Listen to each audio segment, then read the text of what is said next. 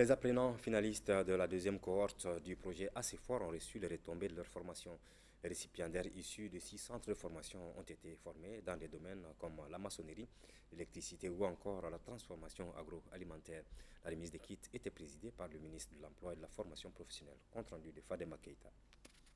Les kits d'insertion ainsi remis récompensent les 616 jeunes formés dans les métiers de bâtiment et des travaux publics.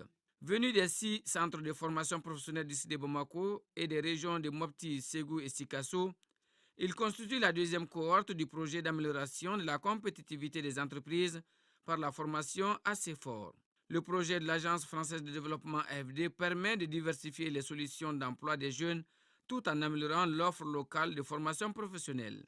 Je félicite donc les jeunes pour leur succès, je leur souhaite une insertion professionnelle épanouissante et je les invite à faire le meilleur usage du matériel et des kits qui vont leur être remis. Sans cet appui, on ne saurait former les 83 jeunes dont le centre de Missabou seulement a bénéficié au cours de cette formation. À travers la composante 5 du projet intitulé Formation professionnelle rapide des jeunes, la France appuie ainsi le département de tutelle à résorber le chômage des jeunes dans notre pays. Les objectifs de ce projet s'inscrivent-ils harmonieusement dans le cadre de la politique nationale de la formation professionnelle et son plan d'action et du programme décennal de développement de la formation professionnelle pour l'emploi, PRODEFPE?